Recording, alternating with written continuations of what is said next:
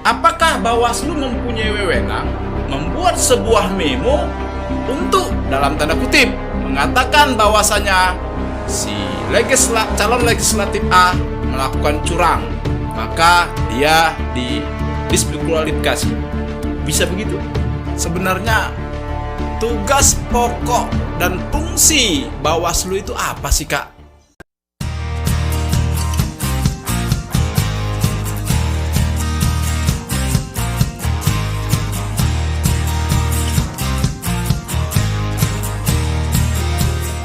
Assalamualaikum warahmatullahi wabarakatuh. Masih bersama Pak Pitepo.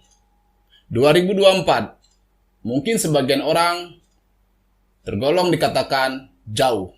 Tapi dalam rangka mempersiapkan pesta demokrasi Februari 2004, maka waktu ini sudah mendekati. Kenapa demikian? Karena dalam mempersiapkan pesta demokrasi dibutuhkan banyaknya SDM, banyaknya data-data yang harus diinput, dan segala macam. Nah, persiapkan dirimu. Telah hadir bersama saya, Ibu cantik, cerdas, dan pastinya seorang pemimpin. Beliau, saya panggil Kak Leli aja ya. Dan sebagai perkenalan, beliau ini Ketua Bawaslu Kabupaten Langkat. Apa kabar Kak Leli? Alhamdulillah sehat. Alhamdulillah. Harus sehat dulu Kak, karena kalau udah sakit kerja nanti berantakan. Saya terima kasih kali Kak sudah menyempatkan waktu bisa hadir di studio kami. Nah, apakah melihat situasi ini, Kakak atau katakanlah Bawaslu masih merasa jauhkah dengan deadline pemilu yang akan dilangsungkan di 2004? Atau sebenarnya jarak ini sudah cukup dekat? Artinya Kakak dan teman-teman di Bawaslu juga sudah mempersiapkan segala sesuatunya. Bagaimana menurut Kakak? Terima kasih untuk kesempatan yang diberikan kepada saya. Salam kenal, saya Husni Laili, biasa disapa Leli, selaku Ketua Bawaslu Kabupaten Langkat. Hadir di sini di acara Pak Pitepo Channel tentunya. Senang sekali nih bertemu dengan Bang Tony. Terima kasih. Iya, tadi kalau cerita apakah waktu ini cukup dekat atau jauh ya, saya kira terkadang memang kita tidak terasa. Waktu demi waktu mengantarkan kita pada tahapan demi tahapan. Tepatnya nanti di 14 Juni ya, tahapan sudah dimulai Bang. Tentu persiapan demi persiapan akan mulai dilakukan dan perjalanan tahapan akan mulai berlangsung. Kita atas nama Bawaslu sebelum tahapan ini berlangsung ya ataupun belum ditetapkan, kita sudah banyak melakukan beberapa upaya antisipasi atau paling tidak pendekatan dengan stakeholder di Kabupaten Langkat. Nah, berhubung kemarin memang masa COVID ya, jadi sedikit tidaknya ini mengganggu juga untuk perjalanan. Tapi walaupun demikian, kita berusaha untuk optimal dan optimis untuk menyongsong pemilu ke depan 2024. Oke. Nah, teman-teman, saya sedikit ingin cerita dulu. Bicara Bawaslu, itu singkatan dari Badan Pengawas Pemilu. Dulu ada yang namanya Panwaslu, Panitia Pengawas Pemilu. Saya mau nanya sama Kak Leli lah, apa sebenarnya bedanya Panwaslu dan Bawaslu? Ya, kalau Bawaslu ini dia badan ya yang sudah dipermanenkan dengan masa jabatan satu periodisasi itu 5 tahun.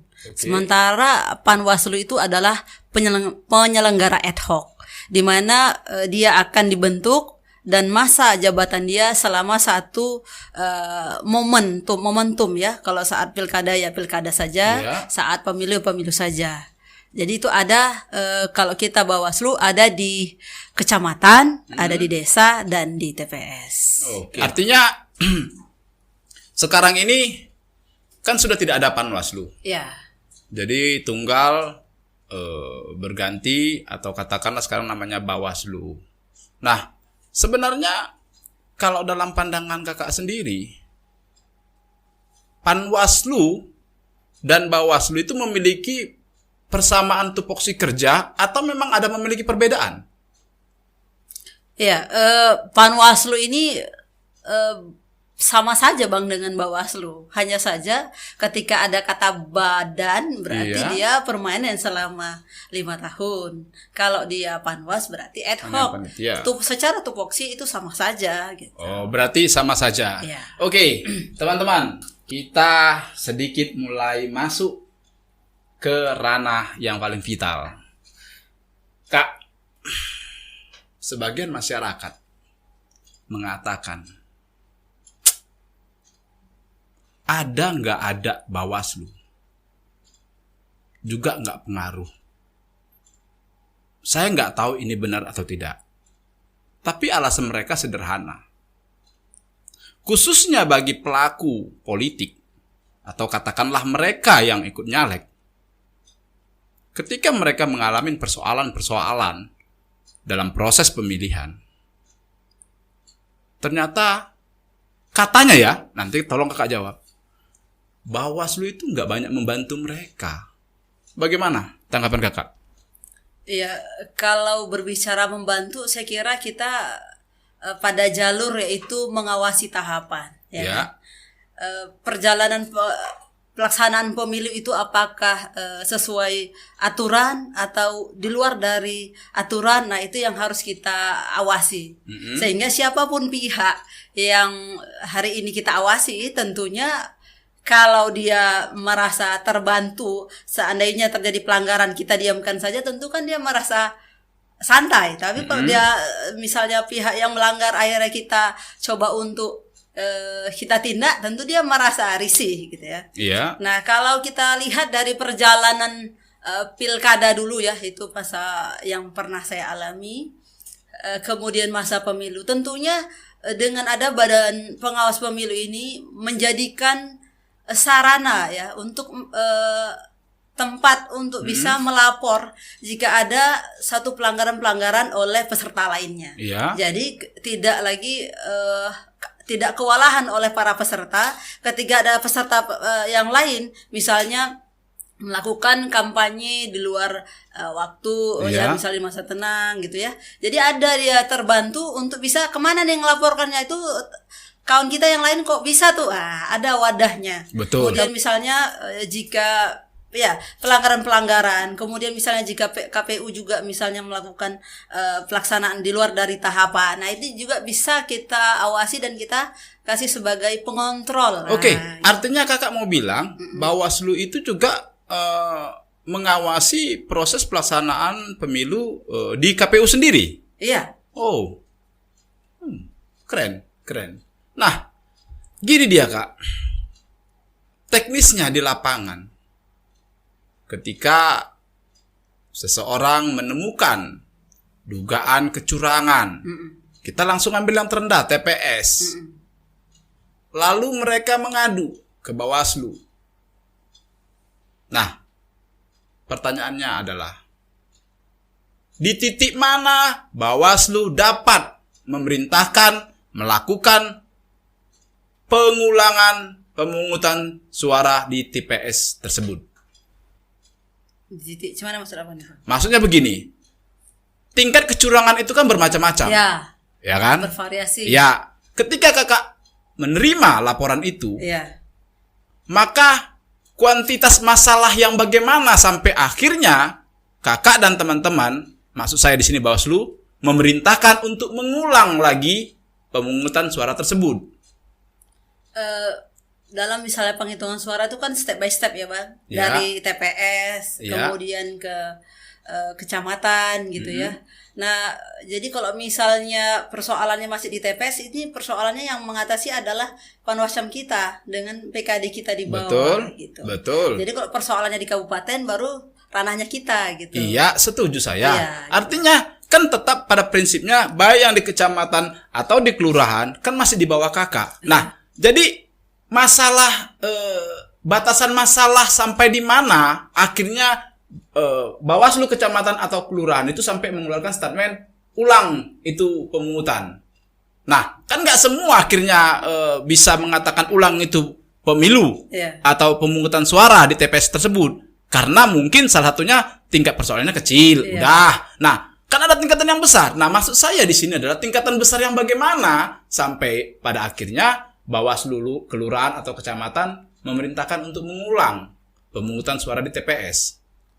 Kalau pengalaman kemarin ya ada tuh kalau nggak silap saya di Babalan. Babalan, oke. Babalan tuh saya lepan lebih kurang. Iya. Nah itu terjadi misalnya jumlah suara yang tidak cocok ya, saya silap itu ya. Ada selisih. Ada selisih yang tidak tepat sehingga terjadi ditinjau ulang misalnya Ditinjau ulang. jumlahnya gitu ya. Jadi karena memang kalau dia maksud saya di level Panwascam ini yang memang lebih banyak memberikan ruang memutuskan segala sesuatu untuk di tingkat TPS ataupun kecamatan. Oh gitu. Kalau kami ini kadang-kadang suaranya kan sudah saat penghitungan di kabupaten. Nah di situ nanti gitu. Namun Kita lihat kakak sana, kan gitu. punya kekuasaan untuk memerintahkan berdasarkan laporan yang diterima sampai di Bawaslu kabupaten. Oh, ini nggak benar nih. Kakak punya perintah kan untuk mengatakan Iya. ulangin pungutan suaranya. Punya kan? Oke. Nah, jadi gini dia Kak. Saya nggak tahu juga. Dan saya pribadi sebenarnya belum merasakan atau mungkin saya nggak tahu ya manfaat dari keberadaan Bawaslu itu sendiri itu apa sebenarnya di saat pesta demokrasi. Silakan Kak. Oke. Kalau kita misalnya kita kan lebih dalam rangka pencegahan ya Pak. Iya. Nah, karena kalau untuk pencegahan ini dia sifatnya mengantisipasi. Maka yang bisa kita lakukan di tingkat pengawas pemilu ini adalah melakukan edukasi kepada masyarakat. Nah, edukasi ini bagaimana turut serta masyarakat dalam memberikan laporan. Kadang-kadang nih dalam rangka tekanan-tekanan oleh segelintir pihak-pihak tertentu, akhirnya kadang-kadang masyarakat nggak mau gitu ya. Nah padahal kita adalah sarana untuk bisa memberi wadah untuk bisa melapor kalau memang ada kecurangan oleh peserta pemilu gitu atau peserta pilkada. Nah kemudian edukasi ini seperti misalnya bagaimana memberikan pendidikan kepada masyarakat untuk serta mengawasi ya. Kalau misalnya kadang-kadang kan kita lihat merasa apatisnya masyarakat mungkin bisa jadi masa bodoh gitu dengan perjalanan pemilu. Nah, jadi bagaimana kita juga meyakinkan masyarakat ya kan kepada masyarakat ini apakah kita lihat hari ini misalnya dari sisi pemilih pemula ya kita mulai dari sana kemudian masyarakat tokoh adat atau misalnya juga stakeholder ya misalnya organisasi OKP gitu. Jadi kita rangkul semua pihak. Oke. Nah gini dia Kak, saya nggak tahu kakak ini merasa atau tidak. Kita harus melihat data, fakta di lapangan, khususnya di tahun 2019, antusiasme masyarakat untuk turut berpartisipasi dalam pemiluhan, khususnya pemilihan umum, itu sangatlah kecil. Nah, menurut kakak, sebenarnya ini gejala apa? Rasa apatis ya Bang? Ya. Kadang-kadang gini Bang, mohon maaf nih kadang-kadang kita ngerasa bahwa berbicara pemilu siapa yang naik ini adalah kekuatan siapa yang punya kekuatan. Oke. Nah, jadi siapa orang yang merasa dirinya tidak bagian dari yang memiliki kekuatan, udah jelas kalah nih, minder duluan gitu. Oke, Atau- tapi kan begini dia Kak. Korelasi saya mempertanyakan ini sebenarnya adalah di mana tanggung jawab atau memang tidak ada tanggung jawab di Bawaslu ketika memang hasil dari sebuah pemilihan itu, antusiasme itu khususnya masyarakat itu kecil. Nah, di sini saya mau menyampaikan bahwasanya persoalan apa sih yang sebenarnya terjadi khususnya baik di daerah ataupun di negara kita sampai minat masyarakat untuk ikut serta mensukseskan pemilu sangatlah kecil. Nah, masalah sebenarnya di mana, Kak? Di mana ya? Kalau kita lihat untuk Langkat ya, saya kira kemarin sekitar 60-70% Bang jumlah pemilih untuk di Langkat ya memang berpartisipasi. Saya kira apatis itu mungkin bisa jadi di daerah lain. Tapi kalau kita di daerah kita, kabupaten kita, saya kira partisipasi masyarakat masih cukup tinggi. Bang. Untuk di Langkat masih tinggi. Iya. Syukur alhamdulillah. Nah, saya ngelihat kita harus jujur. Ya. Terakhir di pemilihan gubernur ya Sumatera Utara, tingkat pemilihnya cukup rendah. Nah, memang sih itu tidak dalam wewenang Kakak, tapi sebagai badan pengawas pemilu, apakah hal-hal ini jika terjadi di Langkat menjadi tanggung jawab Bawaslu atau memang di luar tanggung jawab Bawaslu? Kalau berbicara partisipasi, saya kira ranahnya KPU ya. Tapi bagaimana tetap itu menjadi perhatian bersama. Karena memang kita dalam rangka mengawasi pemilu ini kan seluruh elemen ini harus turut serta. Gitu. Betul, jadi kalau membangun turut serta ini kan tidak satu elemen saja gitu. Benar. Karena kalau kita memasrahkan ini pada satu elemen saja, saya kira ya jujur kita pasti akan kewalahan dan kesulitan. Nah, jadi kita menggandeng semua pihak untuk turut serta beramai-ramai nih. Mohon perhatian ya. Mohon perhatian dan mohon mengawasi, mohon berpartisipasi begitu juga. Nah, mumpung Kakak ada di studio Papi Tepo. Iya.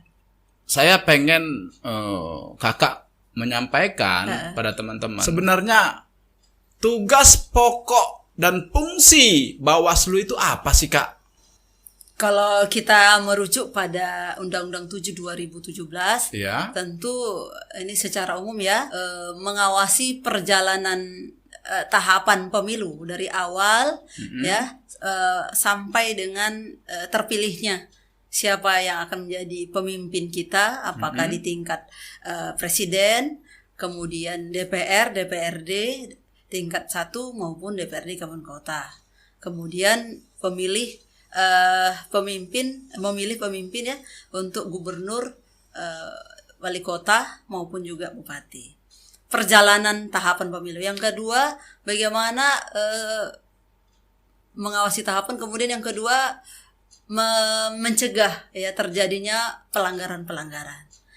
Bagaimana juga turut serta terjadinya netralitas semua pihak. Kemudian banyak juga ya, saya kira yang poin besarnya aja. Ya, itulah memastikan perjalanan pemilu sesuai dengan regulasi yang ada. Jadi ada mungkin di suatu hari seorang kontestan pemilihan legislatif melapor ke Kakak. Bu, nih saya punya data, punya bukti bahwasanya caleg sebelah itu melakukan curang, yang mana korbannya adalah saya. Oke, jelas? Ya.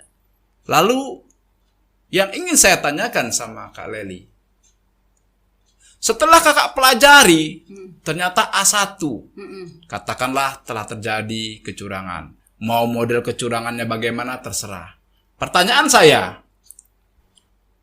apakah Bawaslu mempunyai wewenang membuat sebuah memo untuk dalam tanda kutip mengatakan bahwasanya si calon legislatif A melakukan curang, maka dia didiskualifikasi, Bisa begitu? Kalau kita Bang ada divisi penanganan pelanggaran Ya. yang nanti dia masuknya di ranah bekerjasama dengan 3 elemen, Bawaslu, ada kejaksaan dan juga kepolisian. Oke. Jadi siapapun peserta pemilu itu nanti ketika melakukan kecurangan dia bisa melapor kepada Bawaslu. Ya. Jika dalam laporan itu waktunya tepat, memenuhi syarat formil dan material, maka akan ditindaklanjuti dalam forum Gakumdu namanya. Oke, lalu? Nah, jadi dari Gakumdu ini akan membaca kembali sejauh mana laporan ini.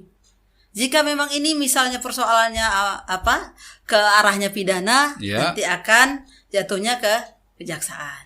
Kalau misalnya nanti arahnya pelanggaran, misalnya dia menyuruh kepada ASN, nanti kita akan rekomendasi gitu dia. Cuma sebatas itu. Oke. Nah, kemudian ketika misalnya saya ini nyalek lalu bermasalah dengan caleg lain, akhirnya caleg lain saya gugat. Ya. Bisakah saya meminta Bawaslu untuk menjadi saksi dalam persidangan penggugatan saya? Nanti itu akan kita lihat Bang, persyaratan-persyaratan apa yang sedang digugat.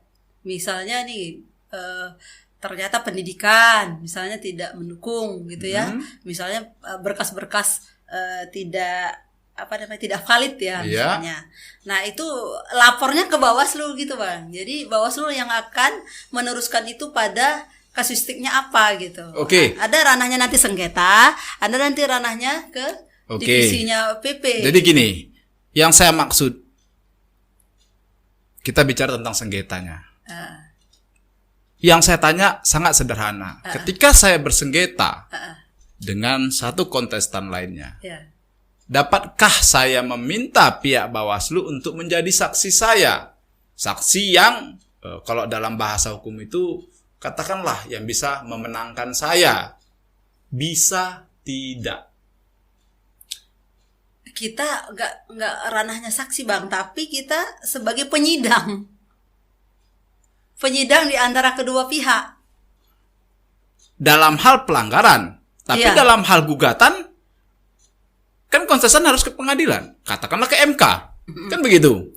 Nah, makanya pertanyaan saya, bisakah Bawaslu dijadikan saksi oleh salah satu kontestan yang saling gugat menggugat? Kalau potensi bisa. Bisa.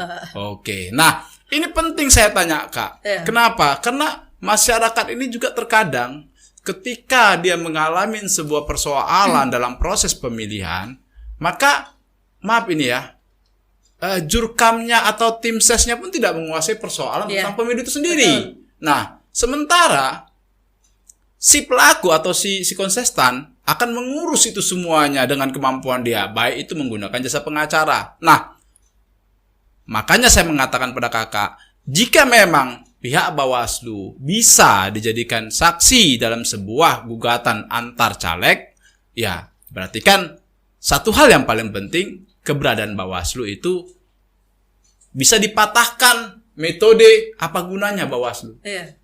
Nah, itu bisa dipatahkan. Karena kan begini Bang, kadang-kadang ya, namanya situasi politik ini kemampuan orang membangun komunikasi. Ya kan. Tapi kan kembali lagi personnya. Benar. Apakah potensi orang bermain dimanapun dan peluangnya sangat bisa kan gitu.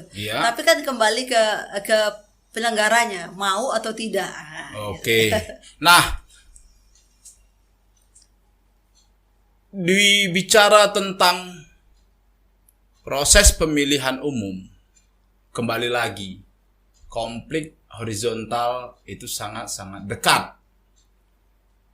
Kita sama-sama mungkin satu rumah, tapi ketika bicara tentang partai, tentang pilihan, itu bisa berantem. Nah, saya ingin bertanya kepada Kak Lely sebagai Ketua Bawaslu Langkat. Sebenarnya sampai di mana tanggung jawab Bawaslu untuk ikut serta dalam mengamankan atau menyukseskan proses perjalanan pemilihan umum itu sendiri? Dan apa saja yang dilakukan teman-teman Bawaslu untuk mencegah agar terjadinya konflik horizontal tersebut? Silakan Kak. Kalau posisi mengamankan, saya kira kita mengawasi itu dari mulai awal tahapan sampai selesai. Nah, itu harus diawasi benar sehingga memang tidak salah koridor, salah regulasi atau melanggar regulasi. Kemudian ada pihak pula yang merasa dirugikan. Karena ketika misalnya penyelenggara pemilu termasuk misalnya KPU salah dalam menjalankan tahapan, yang dirugikan siapa? Tentu peserta pemilu. Betul. Gitu. Atau ketika misalnya peserta pemilu tidak ikuti aturan, tentu yang dirugikan siapa? Peserta yang lain. Betul. Gitu. Nah, jadi kita mengontrol ini agar memang semua mengikuti jalur yang ada, tahapan ini sesuai diikuti gitu. Oke. Kemudian Sebentar. Jadi teman-teman, Kak Leli sudah menjelaskan di sejak awal Bawaslu sudah ikut dalam proses tahapan untuk pelaksanaan pemilihan umum. Oke, lanjutkan Kak. Nah, kalau kita untuk melakukan pencegahan ya Bang, kita sejauh ini sebelum masuk tahapan kita sudah banyak membangun komunikasi dengan stakeholder. Oke. Sehingga memang komunikasi kita ini bisa terhubung. Harapan kita masalah-masalah, misalnya nih persoalan yang sering muncul ya itu misalnya persoalan politik isu sara, ya, saling membesarkan dengan gap-gap masing-masing, partai masing-masing atau suku masing-masing, agama masing-masing. Nah, ini harapan kita sehingga kita membangun misalnya dengan kemarin sempat komunikasi kita membangun stakeholder kita dengan FKUB ya, kemudian MUI.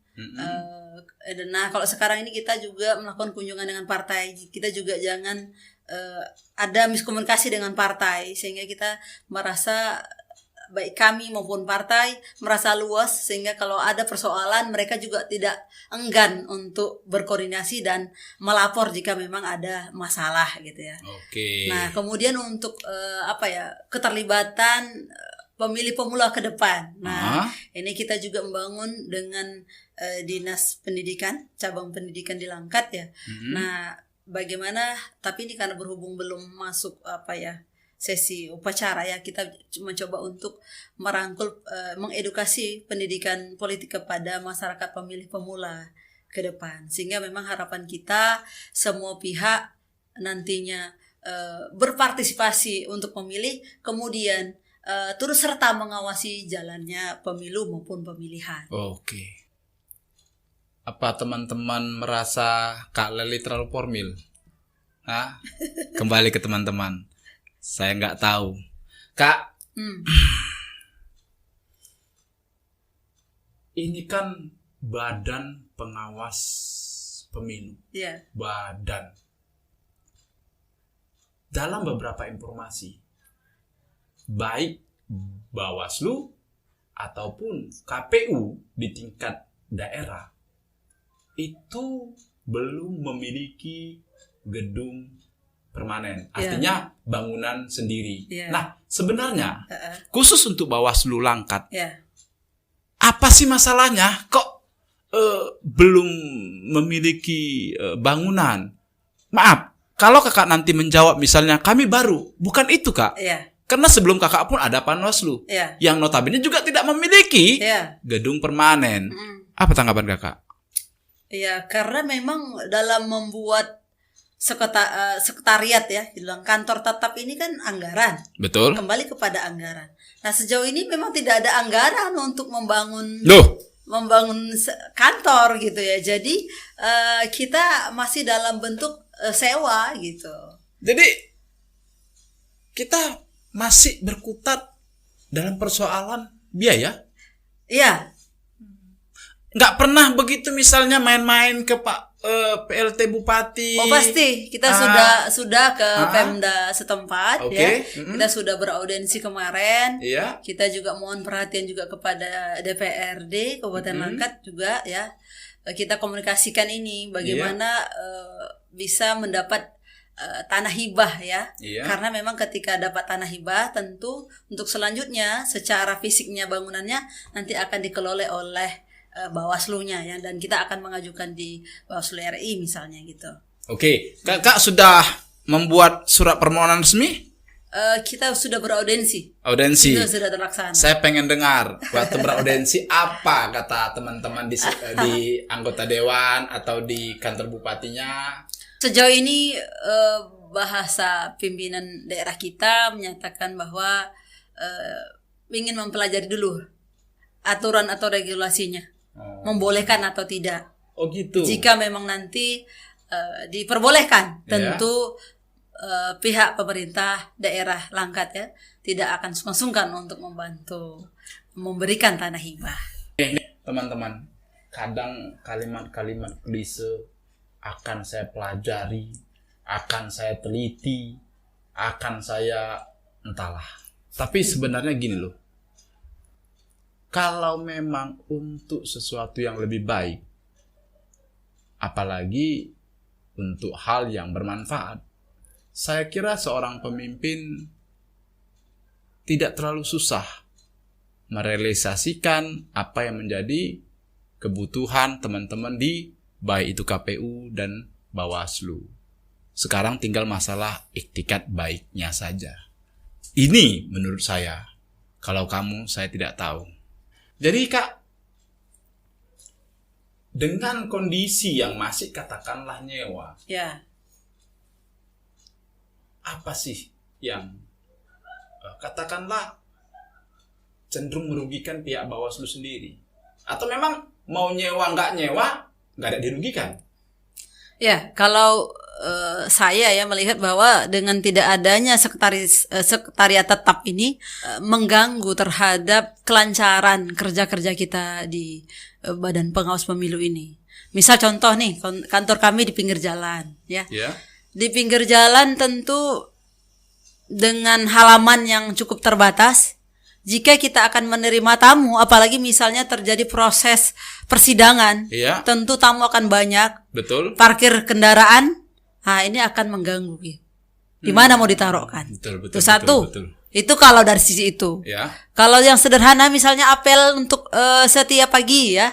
Nah ini kita di pinggir jalan, apa yang kita sampaikan pada saat apel itu suara tidak begitu jelas untuk didengar oleh jajaran staf kita. Kalah dengan kendaraan bermotor. Ya, karena bising, ya kan? Ya. Dan yang paling urgen adalah Bang, ya, ini berbicara persidangan. Kadang ruangan kita yang tidak memadai, Iya. kita tidak tahu pasti perjalanan sidang itu aman atau tidak, Betul, lancar atau tidak. betul. Jadi kalau misal terjadi di luar dari kendali kita, Iya. nah proses pengamanan akan susah terjadi untuk di kantor kita. Saya mau bilang ini tanggung jawab siapapun saya bingung. Tapi sebagai masyarakat, saya juga meminta kepada khususnya Bapak PLT Bupati Langkat segeralah merespon. Khususnya kalau saya mengatakan di sini ya Badan Pengawas Pemilu, Komisi Pemilihan Umum. Alasan saya sederhana. Di situ banyak rahasia-rahasia negara. Banyak surat-surat rahasia yang memang harus diselamatkan dan tidak boleh sampai tercecer. Kak, di penghujung. Sebelum. Oke, apa itu Kak? Sebelum, ya. Oke. Memang kan misalnya gini ya, kita mau cari sekretariat itu kan kebebasan kita untuk mencari. Iya. Diberikan ruang kepada penyelenggara pemilu kabupaten kota mencari sekretariat yang layak. Betul. Nah, kebetulan di situasi kita hari ini ya, setiap situasi kabupaten kota itu akan berbeda-beda, Bang. Benar. Ada yang saya tengok layak dan mapan. Benar. Ya, karena memang mungkin tempatnya dapat gitu ya. Nah, ada yang memang kadang nggak nemu gitu ya. Itu istilahnya kondisional gitu ya, kondisional. Iya. Nah, kebetulan misalnya kita mencari nggak ketemu nih yang layak mapan, yang misalnya tidak bising misalnya gitu ya, atau misalnya mudah akses untuk kendaraan gitu ya. Iya. Nah, kebetulan kita nggak menemukan itu gitu. Kalau misalnya ada ya salah siapa kenapa cari di pinggir jalan, salah siapa kenapa ngambil yang di situ misalnya kan. Betul. Tapi pula. ruang itu tidak kita temukan dengan situasi kita. Nah, harapan kita memang Kalau diberikan tanah hibah, ya memang itu memungkinkan untuk berdirinya kantor. Tentu saya kira ini sangat menunjang Pasti. terhadap kerja-kerja kita untuk ke depan. Tentu, saya sepakat sama Kak Leli. Pastinya kalau sudah memiliki gedung permanen milik sendiri, jauh lebih maksimal cara kerja Bawaslu ke depannya. Nah, di penghujung acara kita ini Kak, Ya. mungkin Kakak bisa menyampaikan ke masyarakat, khususnya di kabupaten kita, bagaimana cara agar perjalanan pesta demokrasi nantinya itu dapat berjalan seperti harapan. Dalam artian begini, ketika kita bicara tentang pesta demokrasi, maka sangat bersinggungan dengan yang namanya money politik, Ya. black campaign. Yes. Nah, ini masyarakat kan hanya menyerap Ya. tanpa memfilter, baik isu sara, isu ras, dan segala macam. Nah, saya pengen Kakak menyampaikan kepada masyarakat agar masyarakat itu tidak cepat termakan isu-isu, informasi hoak dari luar sana. Silakan Kak. Ya, kalau memang misalnya persoalan money politik ya, itu persoalannya sudah cukup klasik. Kalaulah masyarakat dengan mudah Ya. disuap, Ya. maka juga jangan katakan masyarakat aku apatis dengan pemilu ke depan. Tapi kalau masyarakatnya pun sudah siap untuk tidak disuap, nah saya kira kita mulai dari diri sendiri untuk tidak mudah untuk disuap. Sehingga memang persoalan money politik tidak bisa kita salah-salahkan siapapun, karena memang yang nerima kan masyarakat, yang memilih masyarakat. Nah, gitu. Kita awali dari diri kita untuk tidak mudah nerima uang gitu ya, sejumlah uang, karena memang resiko yang kita alami itu rentan. 5 tahun. 5 tahun gitu loh. Jadi pilihan itu menentukan nasib kita ke depan. Sepakat. Bukan persoalan misalnya gara-gara misal ada juga orang tidak mau memilih misalnya gitu ya. Soalnya 5 menit itu mengganggu pekerjaan. Tapi 5 menit kita di TPS itu menentukan nasib ke depan. Itu satu persoalan Oke, misalnya politik lalu? ya. Nah, yang kedua misalnya persoalan isu sara ya. Isu sara ya, kita jangan merasa besar dengan irisan kita, ya kan. Misalnya merasa bahwa agama kita paling hebat, merasa suku kita paling hebat, ras kita paling hebat, sehingga tidak terjadi mengolok-olokkan, sehingga sepele dengan agama orang, ras orang, suku orang gitu ya. Itu memulai sebenarnya apapun itu persoalan ini adalah memulai dari diri kita sendiri. Oke. Dan yang ketiga, Oke, Bang. yang ketiga. Yang ketiga, misalnya persoalan money politik ya. Terkadang memang kita sebagai penyelenggara ini di Bawaslu agak sedikit kerepotan dan kewalahan dalam rangka menuntaskan persoalan money politik. Hal itu apa yang dimulai adalah misalnya ketidakmauan masyarakat untuk mengadu. Padahal siapapun masyarakat itu mengadu, kita tidak mempublikasikan kok datanya gitu. Kita mensilentkan datanya, siapapun itu. Nah, jadi kalau dulu tuh pengalaman yang ada merasa enggan untuk melapor. Nanti aku diadukan, nanti aku merasa terancam. Padahal kita akan lindungi gitu. Kita akan tutup data dan tidak akan dengan gampang. Siapa yang lapor itu enggak ada. Kita akan silent. Oke. Nah, tadi sebenarnya saya mau mengakhiri acara kita ini, tapi ada satu kalimat Kak Leli yang paling saya suka. Tadi Kakak bicara tentang money politik. Kalau kita di sini namanya serangan pajar. Ya. Saya mau nanya, ketika musim kampanye, ternyata ada salah satu orang membagikan, kita bilanglah sembako. Dan di sembako itu ada stiker logo dia. Ya. Coblos nomor sekian. Ya. Nah, yang ingin saya tanyakan kepada Kakak, apakah sembako itu dapat dilaporkan ke Bawaslu? Dia Bang, setiap pemberian kepada masyarakat itu nanti ada aturan. Berapa jumlahnya, berapa besarnya, ada aturan. Ketika itu melebihi dari aturan, nah itu bisa dilaporkan. Oke. Misalnya ngasih uang, berapa jumlah uangnya, atau nanti misalnya benda diuangkan berapa jumlahnya, gitu. Oke. Ada Ini- standarnya. Oke, jujur saya mau ketawa. Logikanya tidak ada makan siang gratis di negeri ini. Tadi Kak Leli mengatakan item-item seperti itu sudah diatur. Selama item-item itu mengikuti aturan, itu bukan masalah. Jadi nggak ada, kalau saya bilang tuh begini, nggak ada juga ngaruh atau efeknya ketika kita melihat personal-personal yang ikut dalam kontestan pemilihan itu memberikan bantuan atau katakanlah uang atau katakanlah sembako, selama masuk dalam aturan yang tadi disampaikan.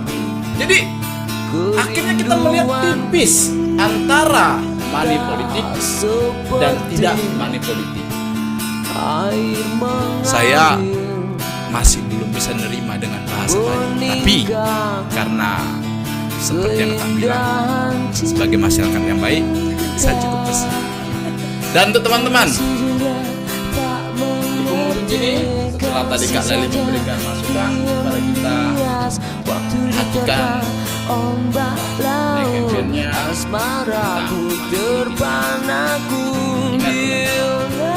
cinta yang suci, jiwa yang lemah ini. dan sebaliknya ketika kamu tuh tidak Jatuhku raih cintamu, maka cinta yang murni, turun dengan jiwa yang ini lemah jadi ini. pilihan hati. Dari Langkat untuk Indonesia bermartabat. Assalamualaikum warahmatullahi wabarakatuh. Terima kasih Kak. Kasih juga Bang. Baik, untuk di sesi akhir ini saya kira berhubung tahapan 14 Juni 2022 ini sudah masuk, tentu beberapa bulan ke depan kita akan melakukan perekrutan Panwascam kepada seluruh masyarakat Kabupaten Langkat. Tentunya diberikan ruang yang sama untuk bisa mendaftar. Kita akan melakukan perekrutan Panwascam ke depan. Nah, untuk lebih lanjut saya kira ikuti saja atau follow IG Bawaslu Langkat atau FB Bawaslu Langkat. Di sana nanti kita akan memberikan informasi lebih lanjut mengenai waktu yang lebih jelas. Demikian, terima kasih.